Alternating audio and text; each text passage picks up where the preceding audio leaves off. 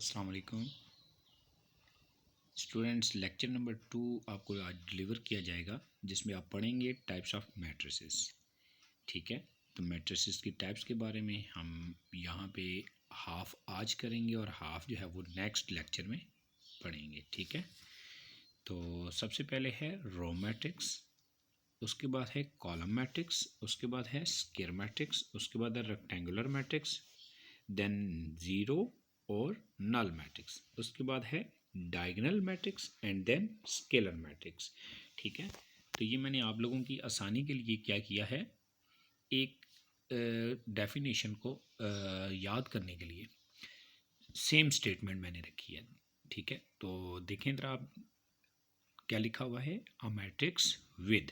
ठीक है, तो रो मैट्रिक्स में क्या होता है, ओनली वन रो होती है, तो हम यहाँ पे क्या लिखेंगे, a matrix with only one row. ठीक है, कि एक मैट्रिक्स जिसके पास सिर्फ एक रो हो उसको कहते हैं row matrix. Is called row matrix, वो भी लिख सकते हैं, यहाँ तक भी लिखेंगे तब भी एनफ है। ठीक है, एग्जाम्पल आपने मस्ट देनी है। ठीक है, तो एक रो आपने बनानी है, चाहे इस पर 2 एलिमेंट्स लिख लें, 1 लिख लें, 3 लिख लें, तो हम यहाँ पे 3 एलिमेंट लिख लेते हैं। अपनी मर्ज़ी से कोई भी आपने नंबर चूज़ करना है, मैंने चूज़ किया 1 3 -1, तो आपकी मर्ज़ी है, जो उनसे मर्ज़ी नंबर लिखें। ठीक है जी, और यहाँ पे लिख दिया 2 5।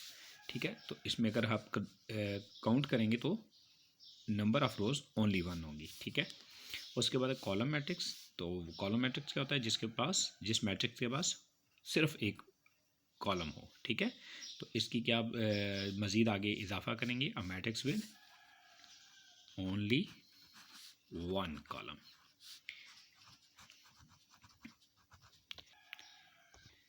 तो जिस मैट्रिक्स के पास सिर्फ वन कॉलम होगा उसे कॉलम मैट्रिक्स कहेंगे।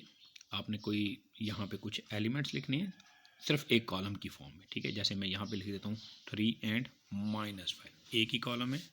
यहाँ पे एक ही मैं अगर नंबर लिख देता हूँ जैसे 3, डैट्स मीन यहाँ पे number of column only one है। ठीक है, अगर मैं मैट्रिक्स बी को देखूँ तो इसमें नंबर ऑफ रोज भी वन है, तो ये रो मैट्रिक्स भी है और कॉलम मैट्रिक्स भी है। ठीक है, उसके बाद है स्क्वायर मैट्रिक्स। स्क्वायर मैट्रिक्स क्या होता है, जिसके पास नंबर ऑफ रोज और नंबर ऑफ कॉलम्स इक्वल हो।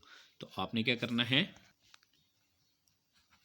Equal with equal number of rows and columns.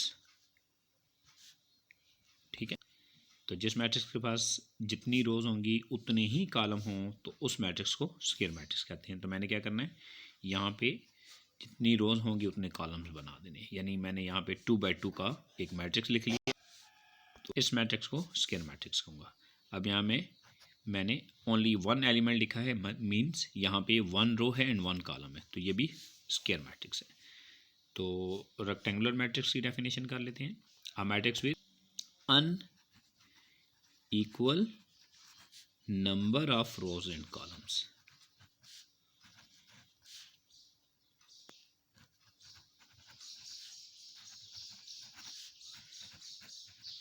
ठीक है, तो जिस मैट्रिक्स के पास नंबर ऑफ रोज और नंबर ऑफ कॉलम जो हैं वो इक्वल ना हो तो उसको रेक्टेंगुलर मैट्रिक्स कहते हैं। जैसे मैं यहाँ पे लिख देता हूँ 1 3, तो इसमें 1 रो है एंड 2 कॉलम्स हैं। ठीक है, उसके बाद देखें यहाँ पे मैंने 2 एंड 4 लिख दिया है, इसमें 2 रोज और 1 कॉलम है। तो जिस मैट्रिक्स के पास नंबर ऑफ रोज और नंबर ऑफ कॉलम इक्वल नहीं होंगे उसे रेक्टेंगुलर मैट्रिक्स कहेंगे। ठीक है, जीरो नल मैट्रिक्स क्या होता है, अ matrix with all entries zero, यानी जिस मैट्रिक्स के पास सारी की सारी एंट्रीज ज़ीरो हों। ठीक है, उसको कहते हैं ज़ीरो या नल मैट्रिक्स। तो आप यहाँ पे जस्ट ज़ीरो लिखेंगे, ज़ीरो के अलावा कोई भी नंबर नहीं लिखेंगे। ठीक है, तो ऐसा मैट्रिक्स जिसके पास सारी एंट्रीज ज़ीरो होंगी वही नल मैट्रिक्स या ज़ीरो मैट्रिक्स कहलाएगा। अब डायगोनल मैट्रिक्स क्या होता है, a null and also a square matrix, यानी नल मैट्रिक्स भी होना चाहिए और स्क्वायर मैट्रिक्स भी होना चाहिए।